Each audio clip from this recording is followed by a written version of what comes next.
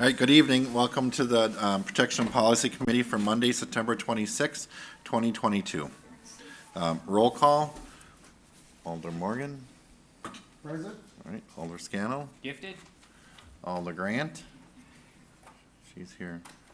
Present. Thank you. Alder Stevens here. All present.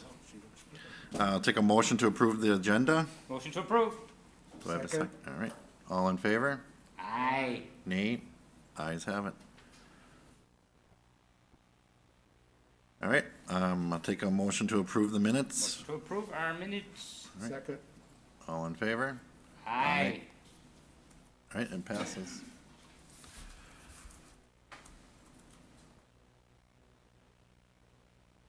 Ready? All right, on to regular business. Before we start regular business, everything that is discussed here is a recommendation to Common Council, which will be next Tuesday, Next Tuesday, right? October 4th. October 4th, yeah. All right, number one, consideration of possible action on appeal by Steve Presler, 826 South Baird Street, regarding an invoice for a nuisance call. Please. Yes, Mr. Is it Priestler? Chrysler. He went into a nuisance abatement plan with us in September of 2021. There's been ongoing issues at the residence, numerous neighbor complaints. A lot of the stuff we cannot act on, but on August 10th of this year, there was a call at his house where it tied up some police services that went on. Based on the nuisance abatement plan that we signed, we do believe that it does qualify for us to be able to bill him for our services.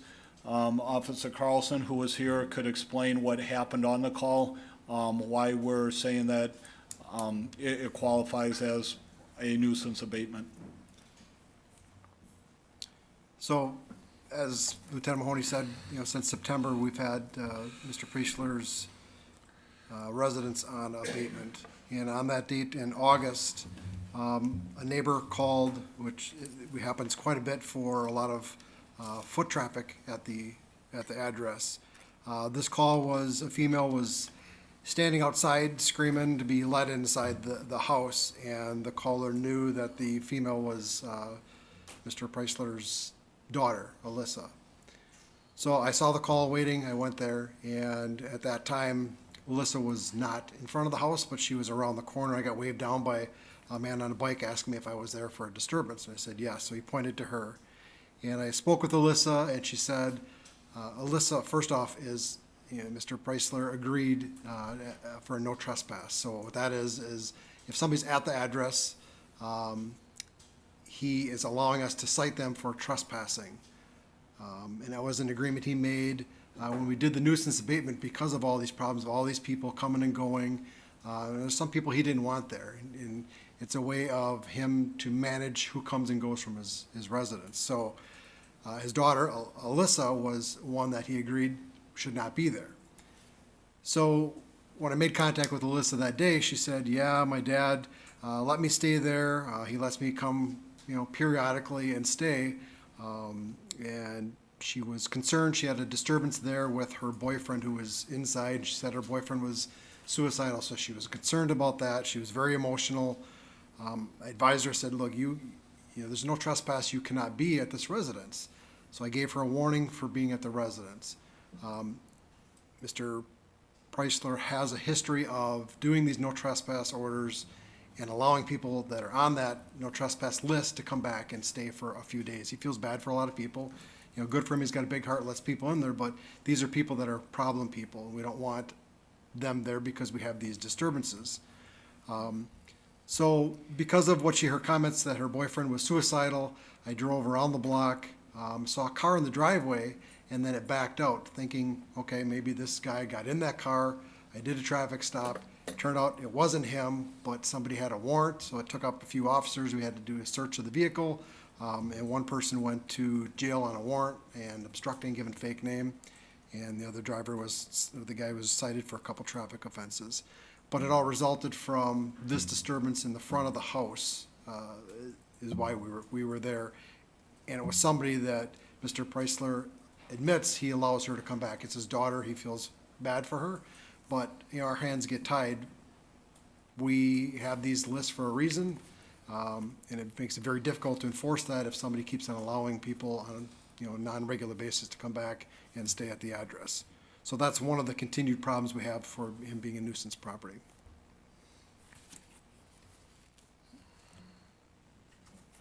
Any, go ahead. Yeah. So the person that was in the car drove out from the driveway of that residence that you pulled over? Yeah, when I was dealing with Alyssa, it was around the corner, so I couldn't see. When I came back, there was a car in the driveway, and it backed out when it saw me. So I thought, well, like I said, that maybe he got in that car, I want to check his welfare, Right, make right. sure he wasn't suicidal. But it was there to pick up somebody. Okay. And it was using that driveway, yep, okay, Yes. yep, thanks. Any questions? Question? So when you say it's a nuisance property, so I'm assuming there was 3 additional qualifying calls in the last 12 months? Yes, what put it on the nuisance abatement was the qualifying calls were July 6th of 2021, July 16th of 2021, August 18th of 2021. There were written warnings for disturbances, arrests, and warrants coming out of that property. So that's what originally put it on the nuisance abatement of September of 2021. And we normally keep them on for a year. If there's no more qualifiers, we'll take them off abatement. But this call happened in August of '22, so within 1 year time limit, or within the 1 year time frame. So that's why we billed. And those aren't the only calls, because back in April of this year, he was also invoiced for $265.64, which I believe he paid. So there's been ongoing issues. He has been billed before for the issues. So it is an ongoing problem, residents that we're working on. Okay, thank you. Alder Grant, any questions? I have a question. Is this owner occupied rental or? It's owner occupied, it's not a rental. Yes, I was at work at the time. Oh, We'll open the floor for you in a minute. It's owner occupied, Mr. Preisler owns the property. Thank you. Okay, thank you. We will open the floor. Yeah, motion open the floor. Do I have a second? Second. All in favor? Aye. Nate? Okay. Mr. Pressler, if you could come stand up here for us, please.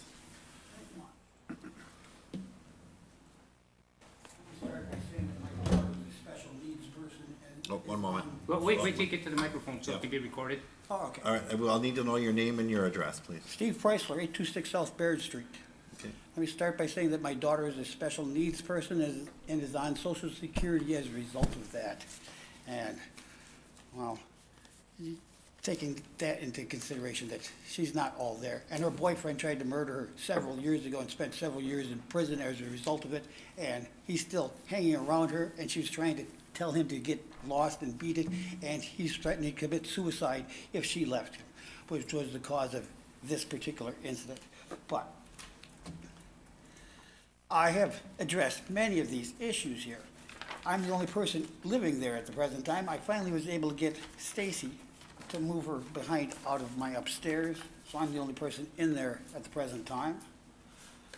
My daughter, well, she has her issues, but it's her boyfriend that I'm mostly concerned about.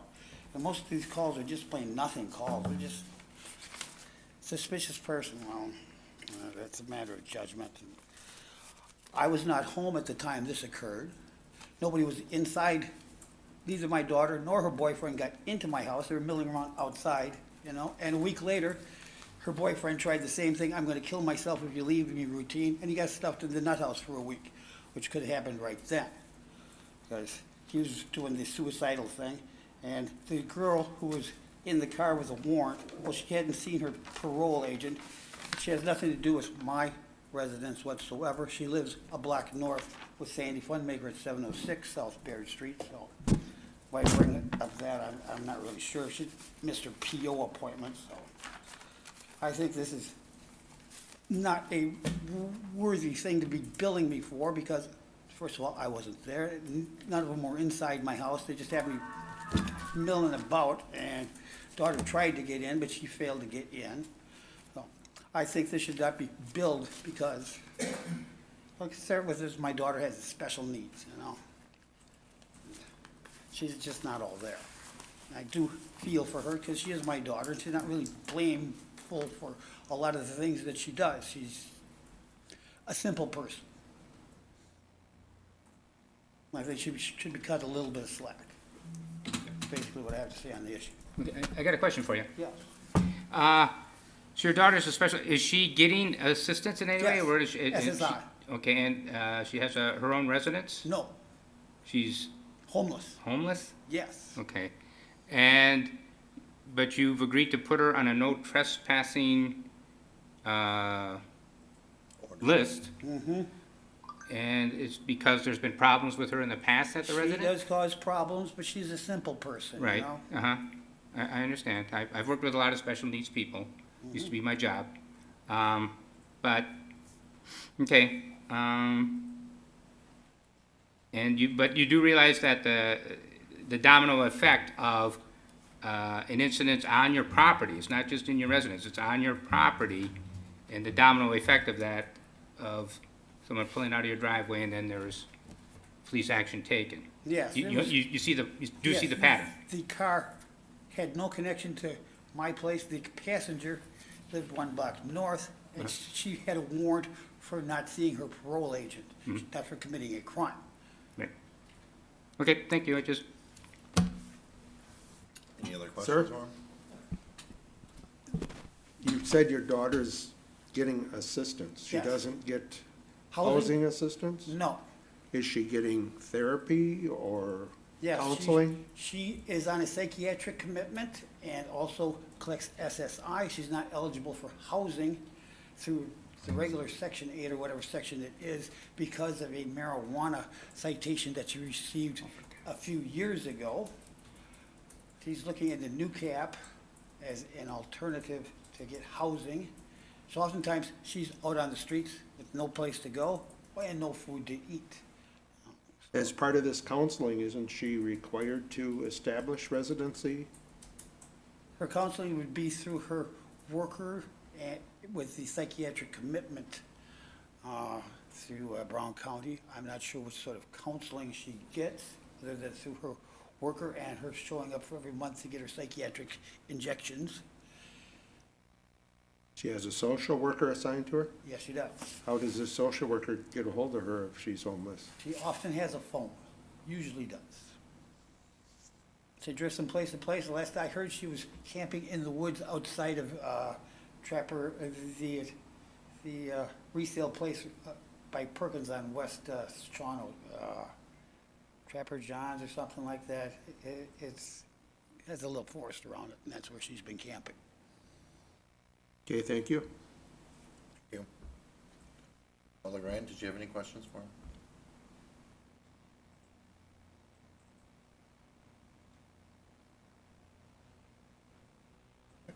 motion to close the floor. Do we have a second?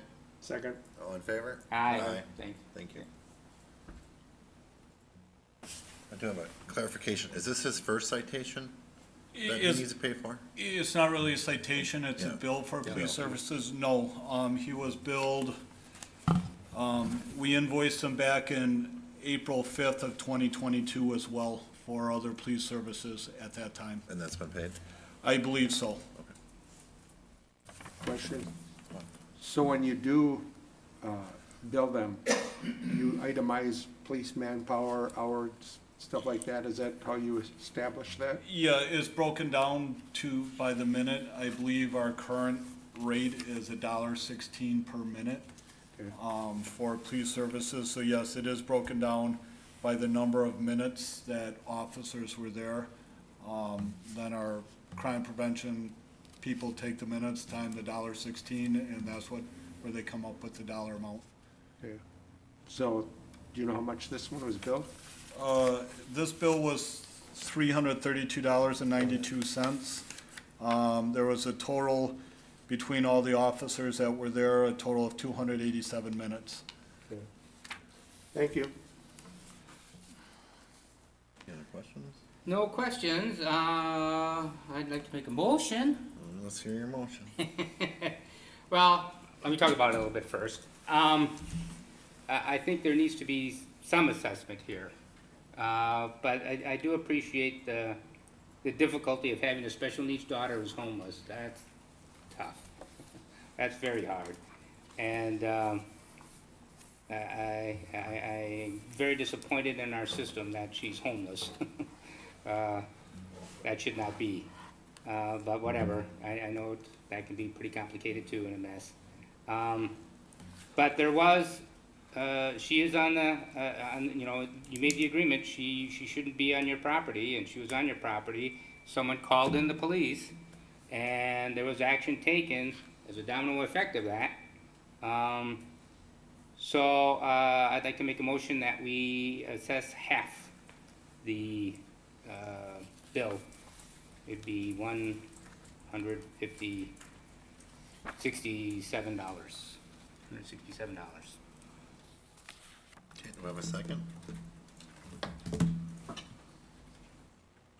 think, excuse me, Alder Stevens, I think it would be a motion to deny the appeal but reduce, the assessment to that dollar amount. Okay, Clarification. sure, to deny the appeal, but reassess the invoice at $167. Asking our question between them. You could second it for discussion, not have to support. Okay, I'll second it for discussion. Then you can discuss. Go for it. Second it? Did you want to discuss it? Yes. How many total calls have we had there in the last 12 months, 24 months? I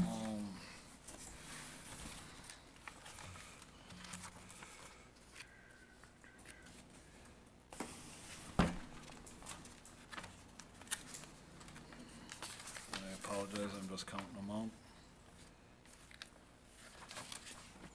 We had a total of 34 calls that put them on abatement.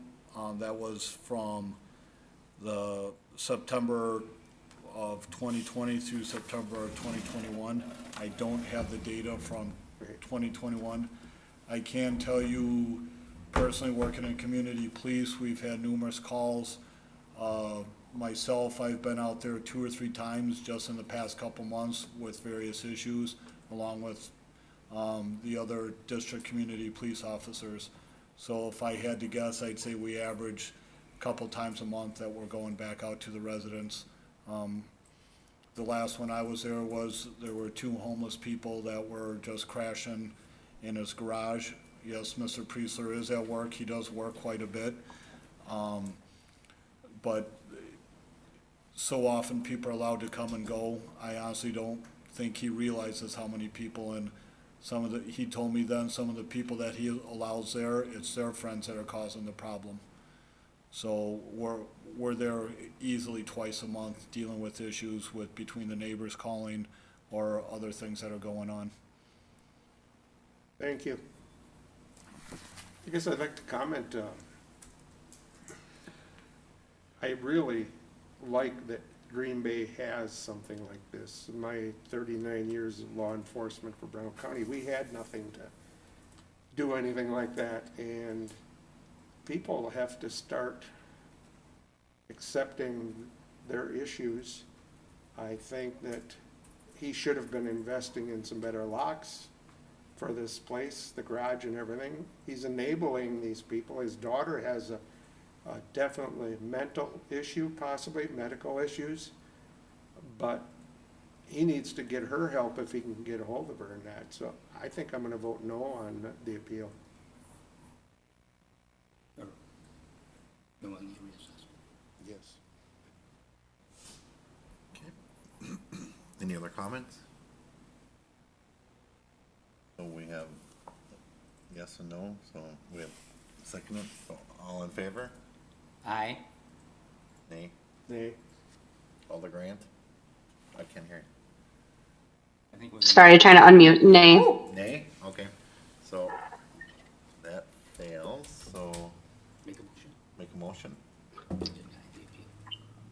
make a motion that we deny this appeal. All right, do I have a second? Second. All in favor? Aye. Aye. All right, that passes. Nays? There's no nays. All right, thank you. All right, on to item number 2, consideration with possible action on appeal by Lawrence Rogers regarding the denial of his operator's license. Law? I would defer to the police department for their report on the reason for their denial. All right, thank you. Yeah, Mr. Rogers had a felony conviction, actually 2 felony convictions on his record, one in 2009 and one in 2014. That requires us to automatically deny it. There also has been, I guess, a pattern of habitual police contact. He had some misdemeanors on his record as early as last year in 2021. Just a couple months ago, he was also cited by the city of Green Bay for operating after suspension. So due to the felonies on his record and the continual police contacts is the reason the police department denied his application. All right, thank you. Any questions? No, not from PD. Good. Okay, I'll take a motion to open the floor. Motion to open the floor. Do I have a second? Second? All in favor? Aye. Aye. Nays? All right, passes. If you could just state your name and your address for the record, please. My name is Lawrence D. Rogers. I am currently homeless, but I use the address of 111 North Jefferson Street. I can speak. Yes. Yep. It's not no fear or factor of my cases, of my background. Yeah, my background is what it is. I own up to it. I could admit everything that ever happened in my life is because I allowed other people in my life that shouldn't have been. Yeah, I came to Wisconsin to change my life, literally to change my life. It's been a road trying to fix every obstacle. I'm learning slowly but surely, faster than what I used to. That mistakes are there. Either I'm gonna pick myself up from it, learn from it, move on. This past 8 years of my life, besides 2014, this last case, which is a misdemeanor, but it could have been worse. Because again, my choice in people I allow in my life. I'm at the point in my life, literally right now, I'm fighting for my kids, and not just for them, I'm fighting for my own life. I am a proud father of a college student, full pledge. I give my all every week, faithfully to this child of mine, just so my other children could see. I'm trying my hardest not to be a statistic. This is why I left Chicago. My whole life, I fought with drugs. I fought with gangs. I fought with being a statistic stuck in one spot. I came to Wisconsin trying to change that. I caught my first case here in Wisconsin. A half a gram of weed, they charged me. Less, not even a whole gram. It was a felony. A felony. It wasn't not like literally anybody in their right mind. No, that ain't no charge. That could have been a ticket, a citation, but they charged me for a felony. This is what led to my conviction in 2014. 2014, I had 3 kids out of wedlock, out of mistakes. I didn't know what to do. I didn't know how to handle it. And this is what led to me going to jail in 2014 because I didn't know how to get myself out of the situation. The only way I seen fit that I thought I could get away was literally to send myself to jail. This is why I ran from the police. And again, it's because of people I allow in my life. I'm at a point in my life today, there's no one in my life but my children. And I'm fighting this past 8 years, since 2014, I've fought and I'm still fighting to fix every problem and situation that I've messed up on. I'm doing the very best I can to correct it. I'm working in a gas station right now, and this is why I'm asking for this operator's license. This ain't the only gas station I'm currently working at. It's minimum wage. I could go find another job, but again, I'm currently homeless. So I don't have that housing as to where I could go find me a $16, $17 job. Right now, I'm fighting with housing and with, as the gentleman said, with New Cap to help me fix my life. I'm not asking nobody to help me fix my life. I'm still paying for every mistake I've made. I don't regret them because I only becoming a man out of it. And I'm not choosing to do nothing worse than what I have in my past. My future is all I have. As long as I'm here, I'm trying my hardest to fix this. Please give me this one opportunity to show, not just to myself, but to everyone around me, that I am bettering everything about my life besides being called a criminal. I'm not a criminal. I made mistakes that led me to do criminal activities, which are the people who I allow. And again, I'm not saying because of these people, I put myself in that situation. So 100% I own up to these mistakes. So please don't take this license from me. I need my job. I do. Because this is helping me with my kids and my daily living. I have nothing else outside of that. And even these people at these jobs welcome me every day. I forgot to get the notaries from my owner, from my job and my coworkers, because I thought this was gonna be about something else, but it honestly, Celestine told me this was, but my mind ain't been like literally where it should be. Cause again, I got other things I'm fighting with, like housing, not being something I'm not. And I'm not trying to play no race card, none whatsoever. I am a black man coming from an environment that's completely different than the state of Wisconsin. 100%. The laws are different, the people are different. The difference for me in my life today, I'm not choosing to stand on no corners and trying to sell drugs. I'm not choosing to pick up weapons and go do something to harm and affect my kids. I'm doing the very best I can as a man to be there for my kids, and that's all I'm trying to do, is stand up as a man. I'm not saying I'm righteous. I'm not saying I haven't made mistakes. Yes, I've made mistakes. Past 8 years of my life, I've changed that. I'm 41 years old today. I'm not doing something I feel I could do and constantly throw time at. I've never been one of them people that wanted to waste my time behind no jail cells. Yes, I've had run-ins with the police about traffic tickets. I feel that's minor. Those are things I can pay off and even work a little harder to even improve on as well. I've never even owned a driver's license ever a day in my life till I came to the state of Wisconsin. And I'm fighting to get that back. And this is why I'm asking, please, show me a little leniency. I'm doing the best I can to put my foot in any door. I'm not asking nobody to help me. I'm trying on my own. And I understand I'm in a court amongst jurors of my peers, but I'm human just as you guys are. I made mistakes, but I'm not trying to make those same mistakes today. I don't smoke weed. I don't drink alcohol every day of my life. I have one child here in Green Bay. I have one in Sheboygan, and I have two in Chicago.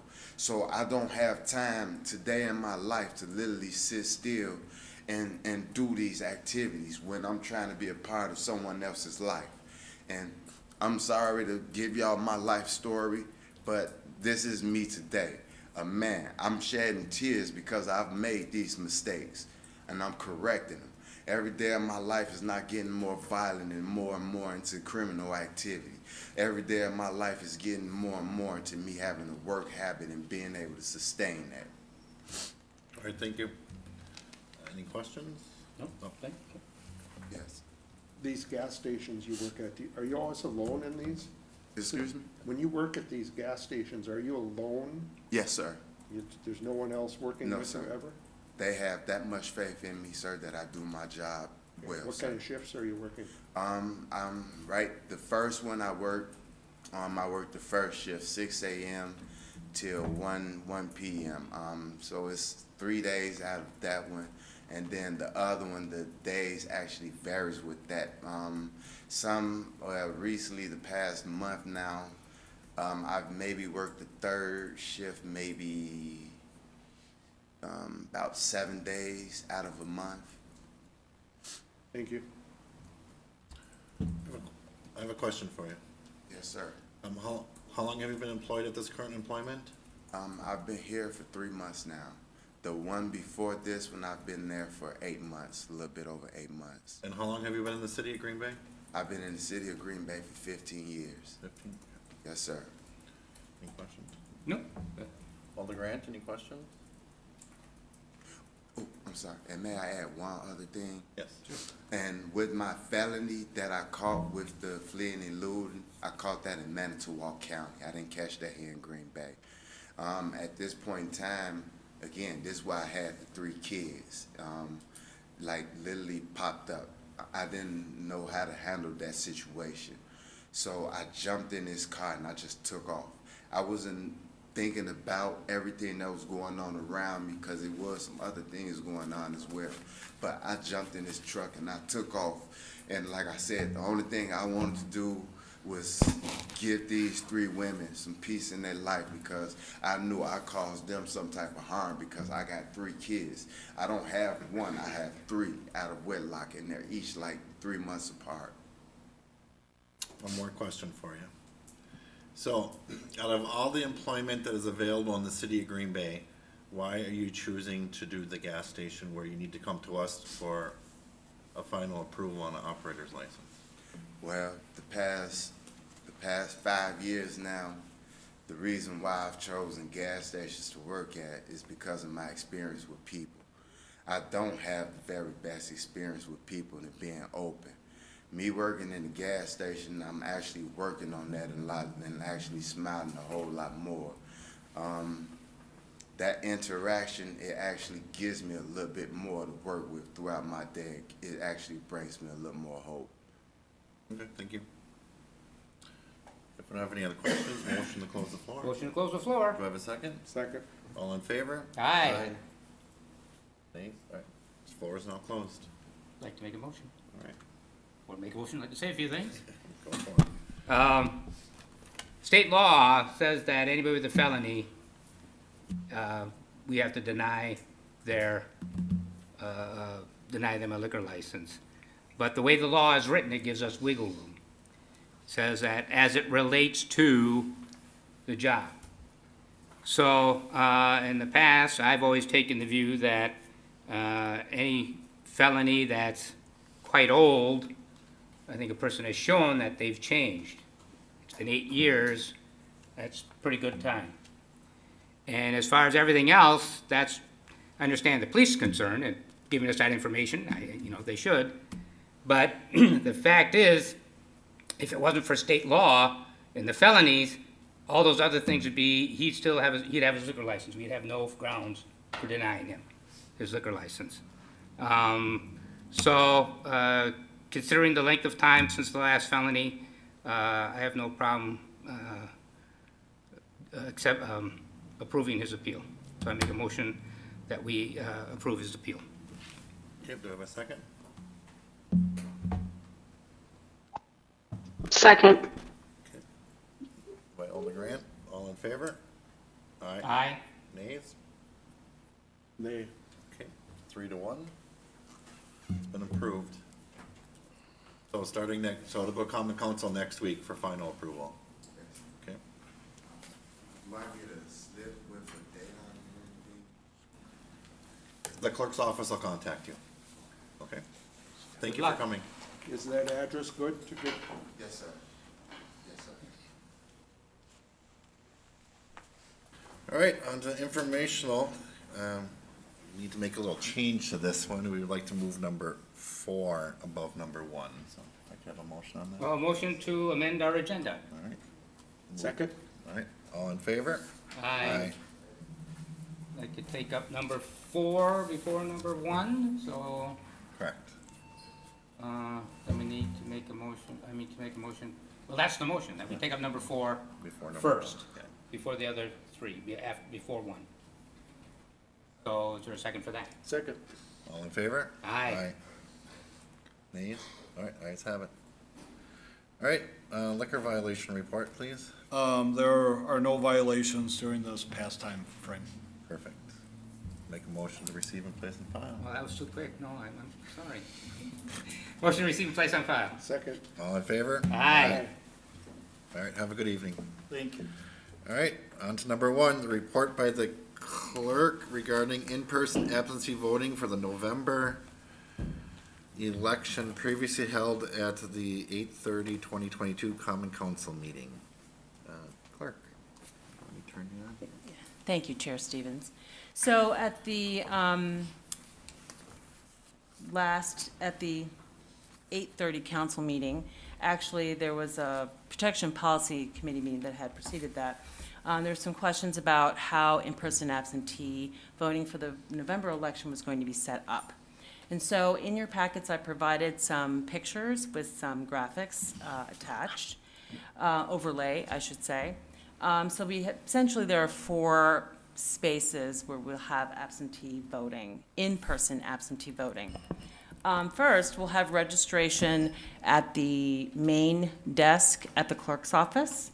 And that is a picture that shows, that's the first picture, and it shows essentially our main desk with a purple dot over where registration will take place. Then inside the foyer of the clerk's office, there is, oh, thank you. Inside the foyer of the clerk's office, there would be 3 stations for people to come and, voters to come and obtain a ballot. Yes, Can we put this on Zoom? It is on Zoom. No, what, the photos that she's talking about? Yes. Okay. thank you. I can't do that. How do I do that? You see the photos, right? Yeah, I can see the quote if we went into it, yeah.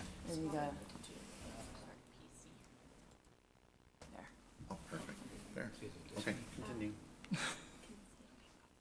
okay, so I'll go back. So the first photo, upper left, is the registration area, which is essentially that main desk where a lot of people come to get liquor licenses and bartender licenses and dog and cat licenses.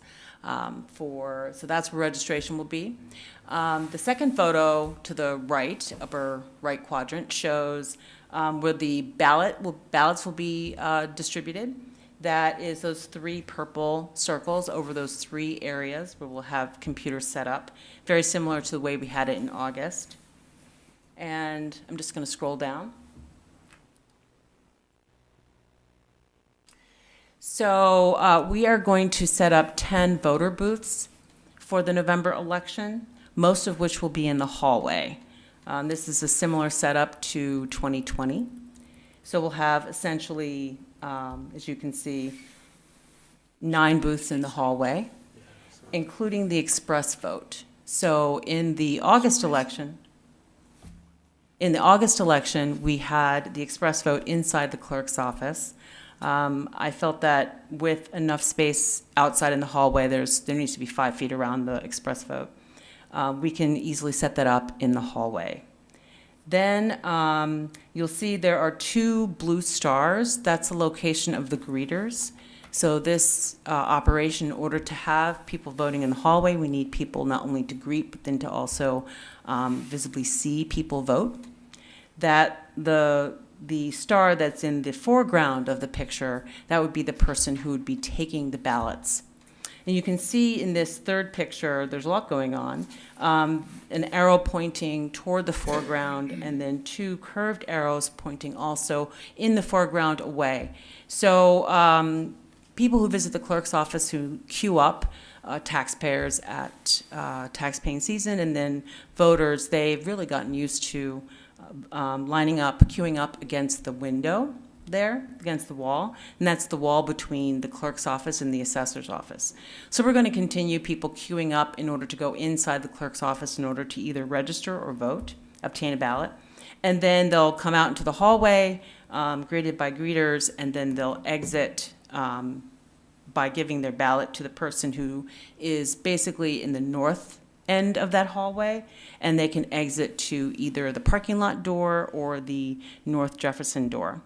The final photo, which is in the lower right, shows that we'll have one booth in the clerk's office, and the observer area will be also in the foyer. I call this the foyer of the clerk's office.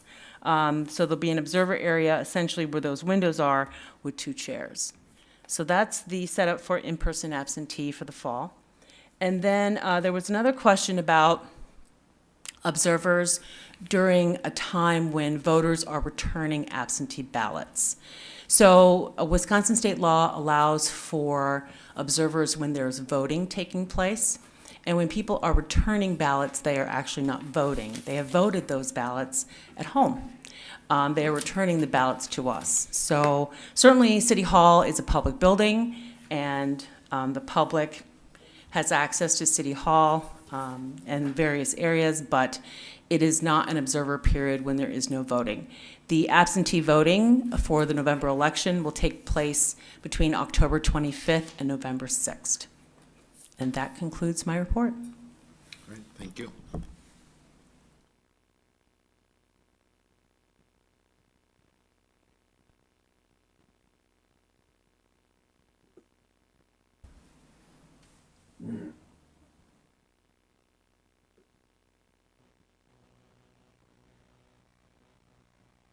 Any questions?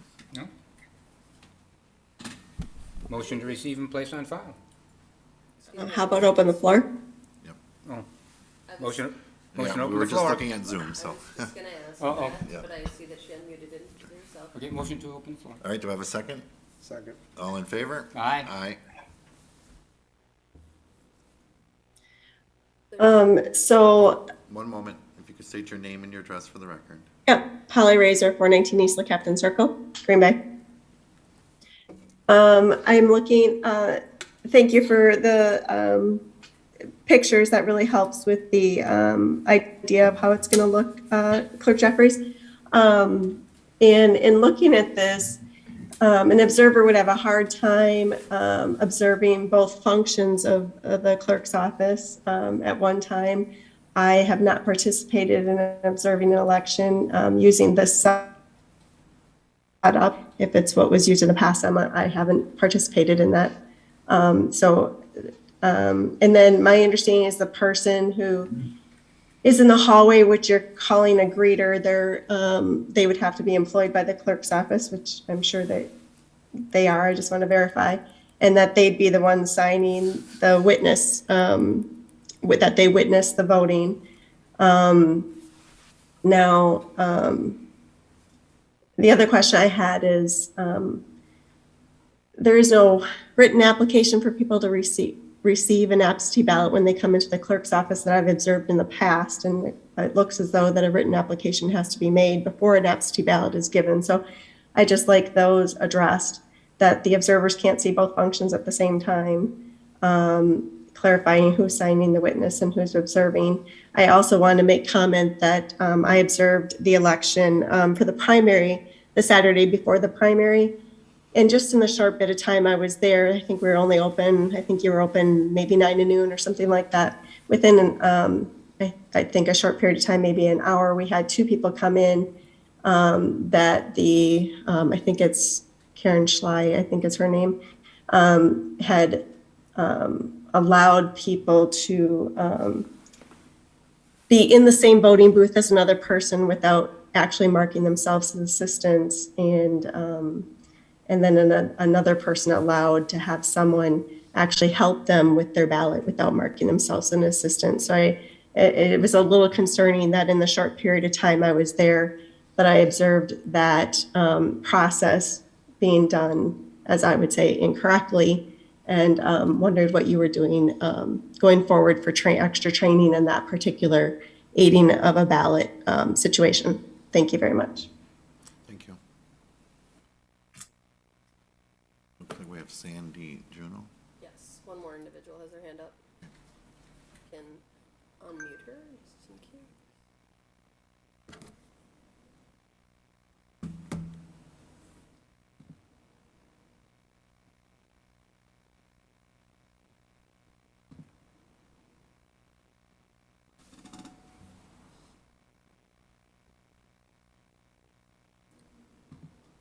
Not Mr. Wayne, oh, she's unmuted. Ms. Juno? Good evening, this is Sandy Juno, 616 Dauphin Street. I would just like to comment on setup for in-person voting. I understand there'll probably be a lot more people for the November election than the rest of the primary. And Ms. I am Juno? concerned that when I look at this map, that it appears that you will have some seating within. We're unable to understand your conversation.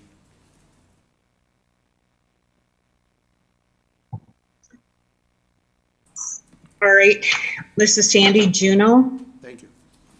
616 Dauphin Street. I'm looking at the picture of the setup for the early voting, and it looks like there may be some seating within the municipal clerk's office.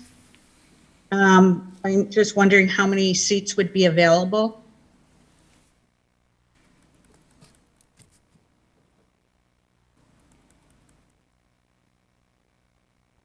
That's the extent of her comment.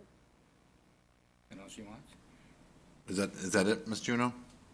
No, I asked a question. Sure. I'm asking how many seats will be available within the clerk's office. Yep, unfortunately, we're unable to answer that. We're just taking commentary. Okay. Yeah, Will there be- it can possibly be answered after. But we I'm did not- take, I'm we not- we did take your questions. Okay, and how many seats would be available in the hallway for observers? That would be my second request, find out. The other thing is, under state statute 7.41. Ms. Juno, you're cutting out and we can't understand you. I'm sorry about that. Under state statute 7.41, it refers to printing a ballot that's cast on a ballot, does not include voting a ballot. So I would like you to review your interpretation of what can happen on the day before the election when people are returning the ballot.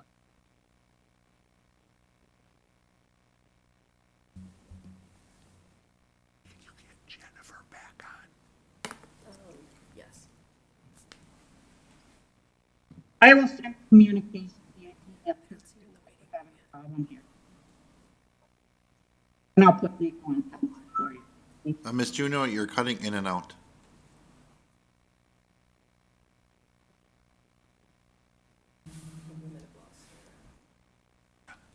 Ms. Juno? I will send an email and legal. Thank you. But unfortunately, Ms. Juno, we can't hear you now.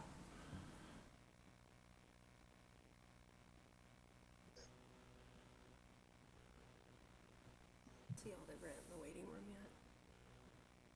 Said she's in the queue. I've let everybody in. Oh, I think we lost Wi-Fi service, Ms. Juno.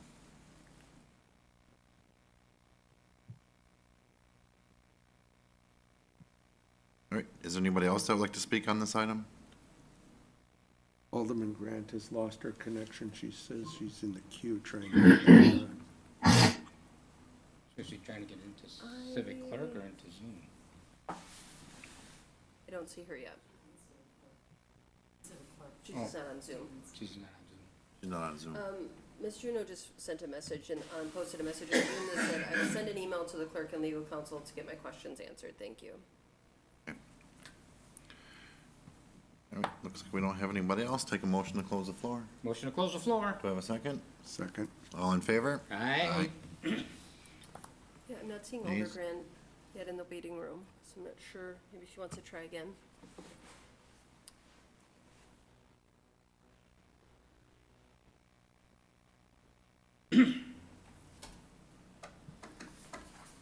So you think she's there?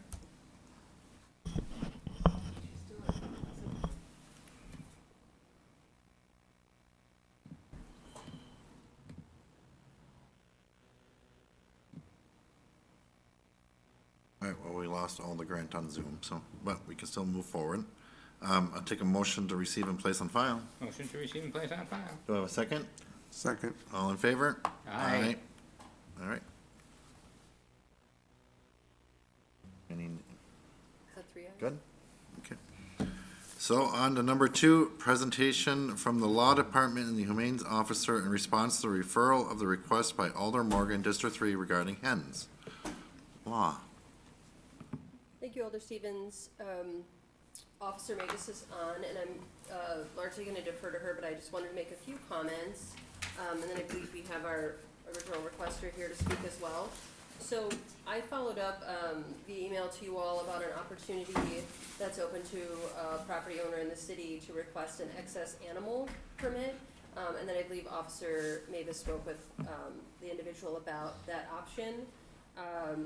So we can seek to, as we were working on Chapter 6 and some updates, not a substantive change, but we could clarify that an excess animal permit is open to a landowner, and just for specific information on that, it's a case-by-case basis, so a person would get the form off the website, fill it out. There's a process by which Officer Mavis does an inspection and makes a determination about whether it's appropriate for, in this case, it would be to exceed 4 hens. But as I said, Officer Mavis is here to share the background information she provided and summarize her conversation with the interested party, and then to answer any questions in general. All right, thank you. Officer Mavis? Hi, good evening. Can everyone hear me okay? Yes. Okay, wonderful, good. So I appreciate everyone allowing me to speak with regards to this. I know we had a constituent come forward. They wanted to keep more chickens than the city allows. Currently, in the city of Green Bay, you can keep up to 4 hens, more or less as like an urban kind of farming thing if you want fresh chicken eggs. That's what you can do. You can go down to the city clerk's office and file for a chicken license. A fee is paid yearly for the keeping of the hens. Roosters are not permitted, just due to the nuisance issues with noise and properties being right on top of one another. But we did have this request. Part of the complaint came in because the constituent had said that oftentimes when they purchase chickens, it's done in increments of 5. You can't buy less than 5. I think that depends on where you go. I think a lot of people go locally and just purchase a few chicks and then have them on the premises, and that sort of stuff. Unfortunately, in the city of Green Bay, as the humane officer, I do respond to animal complaints. In the last 2 years, I've had 119 calls just regarding chickens. I've actually had 4 calls just in the past 2 weeks. Neighbors who are complaining that someone bought chicks and those chicks turns out to be roosters, and now they're making noise. They're waking them up at 5:30 in the morning. They're disruptive to them. The other big complaint is that these owners of these chickens don't properly confine them, and they allow them to free roam, which then they end up wandering into neighboring properties. People's dogs then end up killing them. They start running around other neighboring residents' landscape, causing damage and kicking bark and other things out. It sounds very minor, but again, it is a complaint. It is a nuisance issue, and people, they're particular about their property, their home, and they try not to have these kinds of issues. And unfortunately, a lot of times these can't be remedied neighbor to neighbor. So they then email me, and then I go out and respond to these sorts of complaints. Some of the concerns that we have, obviously, in the city, and I work very closely with city inspections with code violations, is the rat infestation issue. That is particularly bad on the west side of Green Bay. I know you're all pretty much familiar with it, at least those on the Protection and Policy Committee. That being said, anytime that there's any kind of foul that's raised and there's excrement that's accumulated and seed, any kind of waste or anything like that, or food remnants that they might feed the fowl, that does attract rats. And I go out with city inspections on oftentimes a lot of these complaints, and there are rat burrows that are the size of like a soda can, if you can imagine, all these giant holes that are about the size and width of a soda can. and they extend onto the property where the fowl usually are and neighboring properties around there. And then we have to sometimes order people to get rid of their chickens, or, you know, if they have other fowl, pigeons, that's a big issue in the city. As well as people want to own ducks and all these other things that are kind of like a novelty item, if you might. They think it's great, and then all of a sudden they get tired of it, and it just magically gets loose and they just don't reclaim it.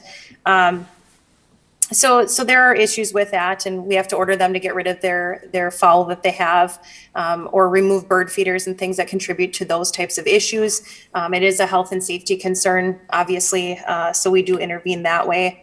I know one of the other concerns that is actually impacting our area and the state is the avian flu right now. That is something that is a zoonotic disease that is highly contagious to other fowl. It's spread mainly by ducks to other wildlife, other birds, pet birds. And it is hitting our area hard. It is a zoonotic disease, which means people can contract it. Right now, any wildlife that is, you know, of a bird, when we have to bring it to the wildlife sanctuary, I wear a mask, I glove up. You know, they're even encouraging folks to, if you have pets, not even that are birds, not even to deal with this sort of stuff unless you've showered, masked up, disinfected your boots, because the likelihood of spreading it to, say, an own pet, you know, you have a pet bird in your home is great.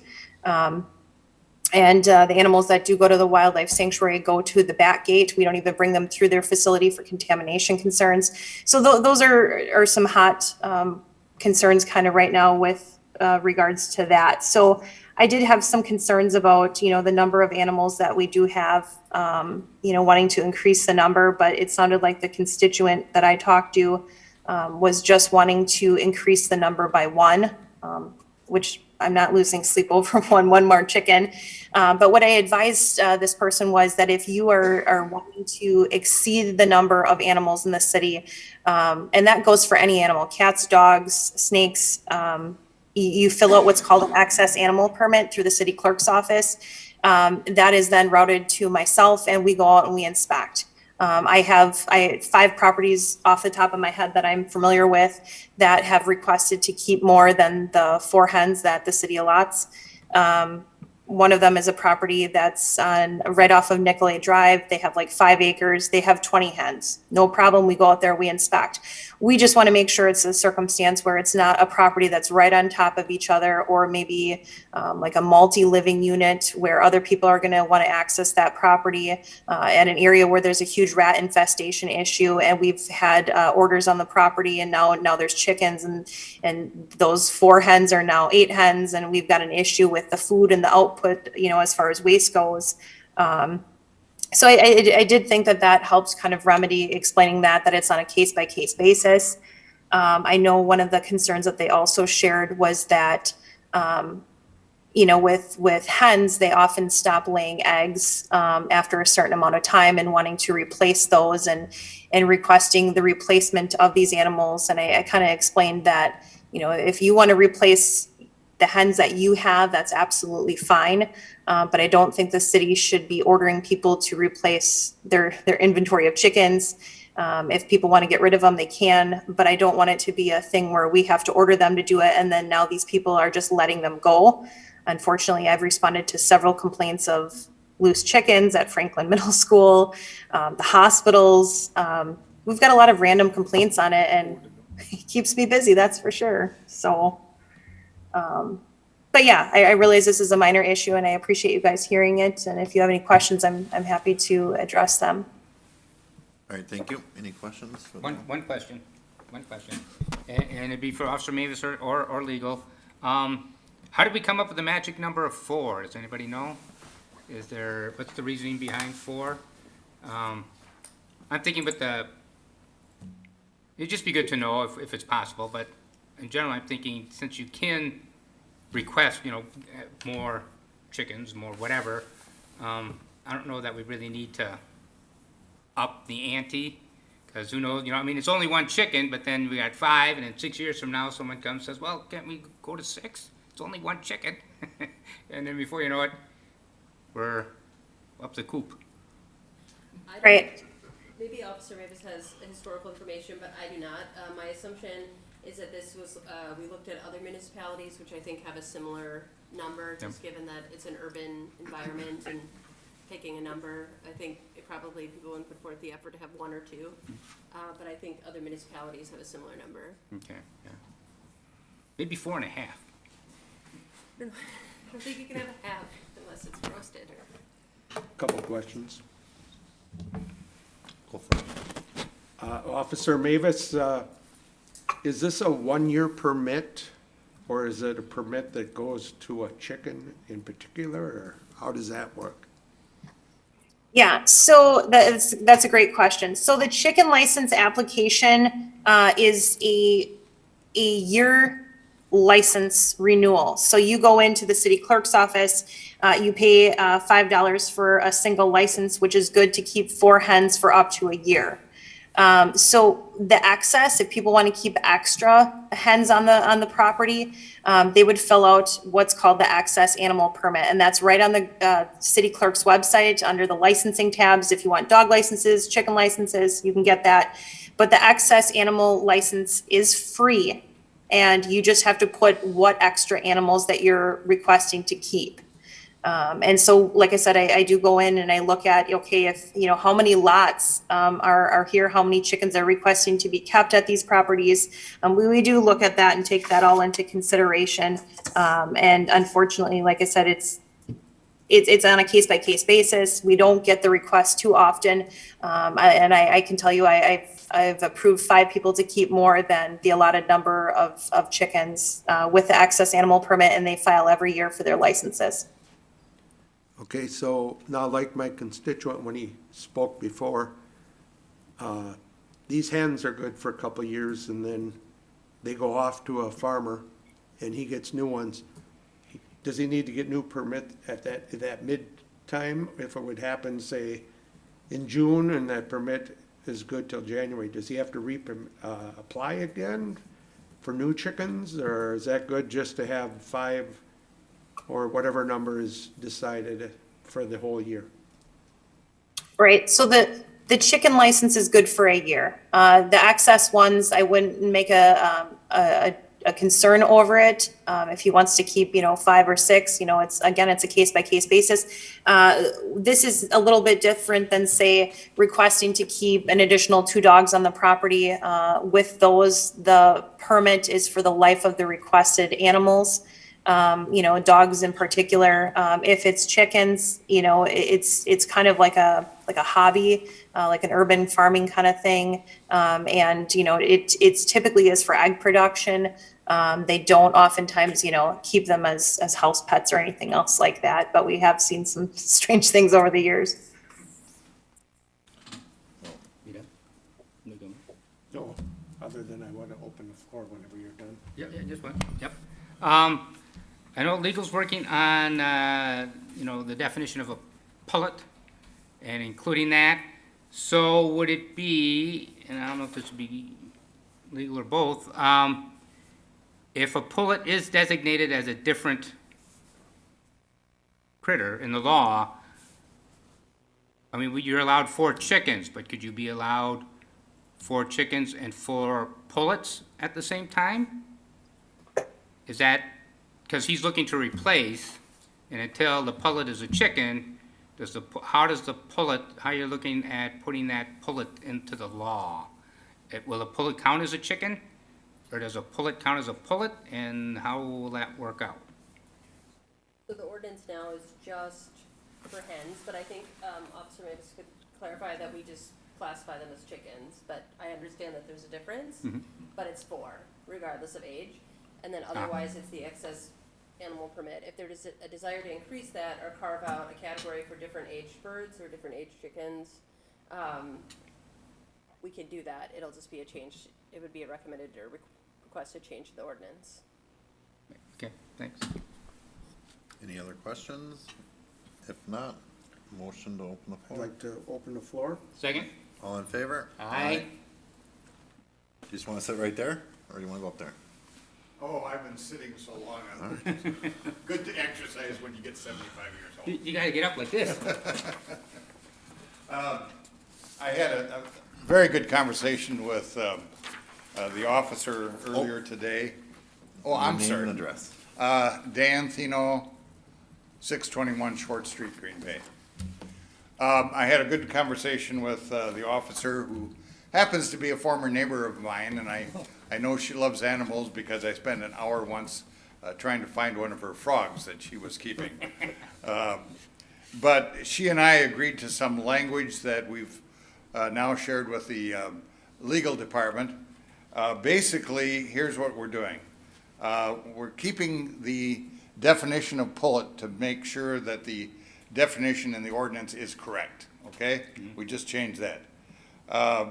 We are changing number 2 to have 5 hens instead of the 4, recognizing that most hatcheries will not sell you less than 5 baby chicks.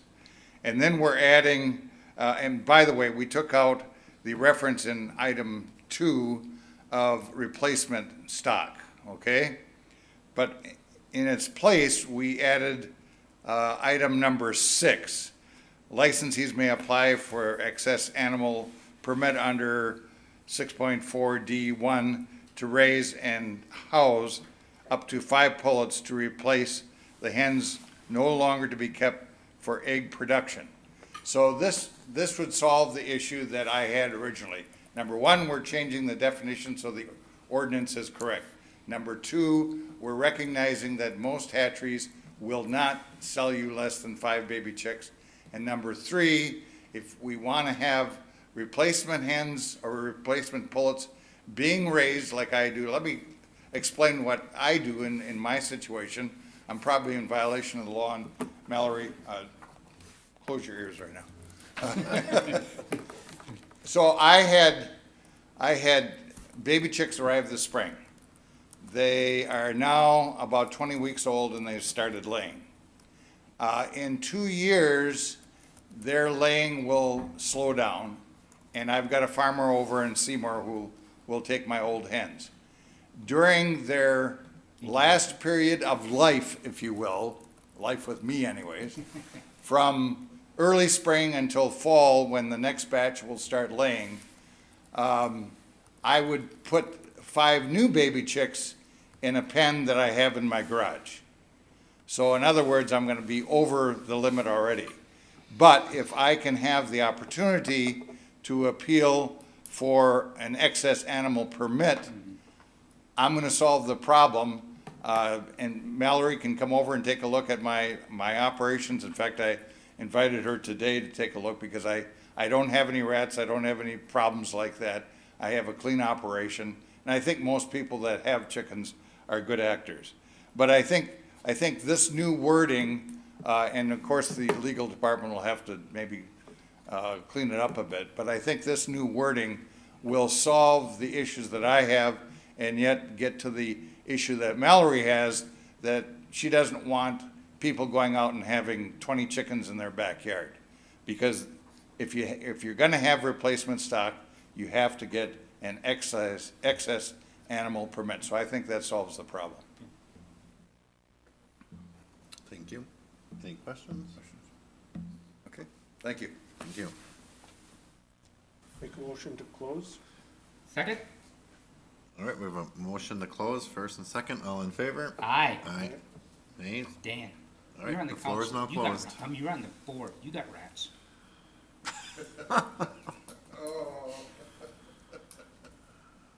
If I could ask council now, what is our next step to seeing about instituting this as written? So it would take just a motion to refer with the specific language that you would like changed. Because the original motion, communication and then motion was to refer to the law department to consult with the main officer. So I think we've completed that. So if we want anything changed other than just the clarification that they're eligible for the excess animal permit, but if there's a change in number, we would need to modify the ordinance. I think that's appropriately done by a motion with the direction to whatever number that is or the language you would like changed. Okay, I guess I'd like to make a motion that we would refer this to changes as presented by Mr. Thino, in specific that we would change the number of hens allowed and adding number 6 in this presentation. Second? Is that the proper language? Refer to staff. That's fine, refer to staff for modifications to section 6. Okay. And we had a second? Mm-hmm. Got that. Okay, all in favor? Aye. Nay? All right, the ayes have it. I'm gonna go collect my eggs for the day. Thank you. Thank you. You just came to egg us on. I'd like to thank the humane officer. That was a great response to all the questions that I had. You're welcome. All right, thank you. Have a good night. All right, on to number 3, the clerk's office liquor license report. Clerk. Yes, thank you. We have issued 162 of the 172 allotted licenses. We have 8 granted but not yet issued, and our office can take 2 more applications for an available liquor license. All right, thank you. Make a motion to receive and place on file. Motion to receive it and place it on file. Do I have a second? Second. All in favor? Aye. Aye. Nays? All right. So that is the end, right? You have to have a motion to adjourn. Yep. So before we adjourn, topic of the conversation is to have the next protection and policy meeting October 24th.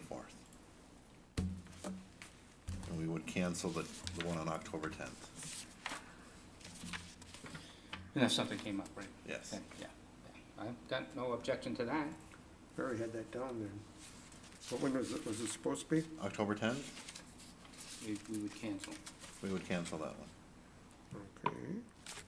There's just not enough on the agenda. See, I right had now. both. I had both those dates already in. Okay.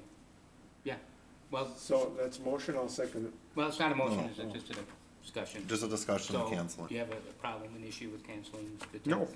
You sure? I am definitely positive. Alder Morgan, or Alder Grant, sorry, do you have any Is she back? objection on canceling Yes. the 10th?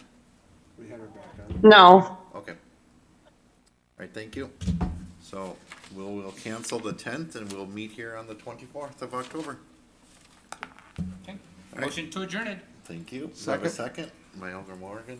All in favor? Aye. Aye. All right. All right, we're now adjourned. Thank you, everybody. This is fun, let's do it again, but not too soon. No. I've ended the Zoom call.